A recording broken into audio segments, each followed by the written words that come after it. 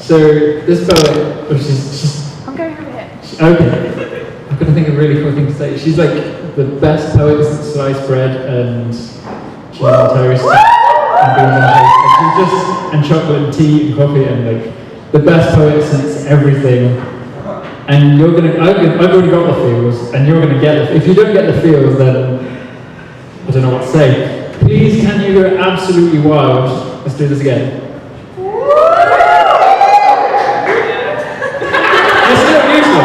This side, I love you, you're the best. Please can you go absolutely manically wild for Kate Jeans?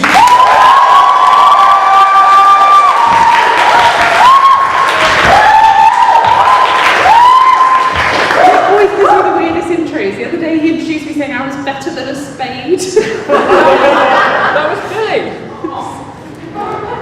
Thanks. Glad to know I'm better than a spade. Okay, this poem's called I Will Only Perform This Poem Once. And this is the first time I'm performing it. Tomorrow, it will be 21 years since you died. Tomorrow, my grief becomes an adult. Tomorrow, grief, my old family friend who's been holding my hand since I was old enough to understand that sometimes you hold hands that won't hold back. Tomorrow, grief should have matured. Tomorrow, grief should turn from a bruise that bloomed over my throat, stopping me from breathing at the thought of you gone back to nothing. These choking funeral flowers should go back to dust, to ashes in my mouth, hard to swallow, like being without you. Tomorrow, at 21 years old, grief should have moved out already. Grief should get a car, a job, a life, but it hasn't. My grief's got a girlfriend, she's called Loneliness. The two have taken up permanent residence in my head. If I try to get them to leave, they paint your picture on my arms with a razor. They write your name on my cheeks, transparent till I have to disappear. The doctors find me weeping in stairwells and tell me I have complicated grief, that it's chronic, that it's terminal, that missing you will kill me, that the hollow parts of me that snap my veins open under the slightest pressure may always be that way, because my body craves one thing and we burnt it in a box. This is complicated grief. This is complicated. This is not making sense. This is not understanding why the whole world isn't raging with agony every time I stand on this stage and dare to say I grew up in the disabled families community, because it's too hard to say I grew up with Laura and she's gone now.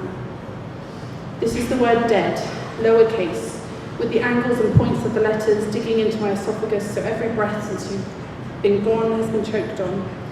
This is broken vowels and syllables undigested in my body, releasing toxins periodically to keep the pain fresh.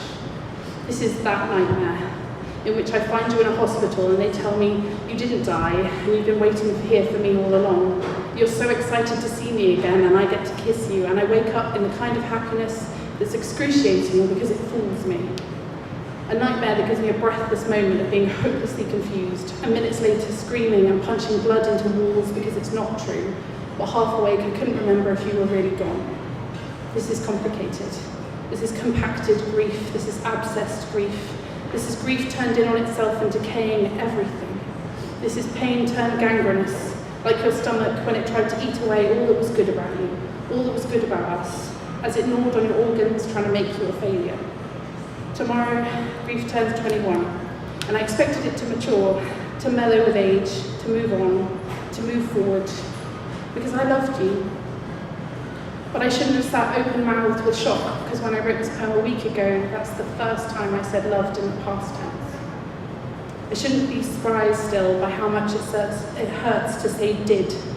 I did have an incredible, awe-inspiring and utterly undescribable sister. I did have. What do I have now? Psychological terminology and a once-a-year anniversary when it's socially acceptable to let my guts spill on the floor and let people catch me indecently grieving. Because once a year it's okay, that's normal, that's life. But tears every time I remember that the body replaces all of its cells every 7 years, so no part of my skin has ever even known the part that touched you, isn't normal. That isn't healthy. That's terminal. That's dying in slow motion because half of my organs are missing and I can't breathe without your lungs moving anymore. This is goodbye without closure. Because even though we both know I'll only perform this poem once, we know it's tattooed on my diaphragm, hidden where no one can see and convulsing through my every breath. This poem's a symptom, a daily ritual, a compulsion, an obsession. This poem's the same today as it was 21 years ago. This poem's trying to let go. I'm trying to let go. So I'm only going to perform this poem once, because it's not like you're here to hear it anyway.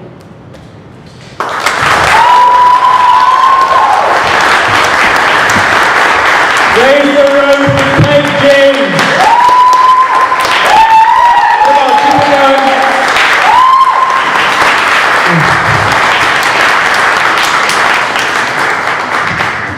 I've got the feels. Thank you so much, Kate. That was so good. We're going to take a 15-minute break now, so get a drink, hug Kate, go to the loo. I'll see you in 15 minutes. Thank you.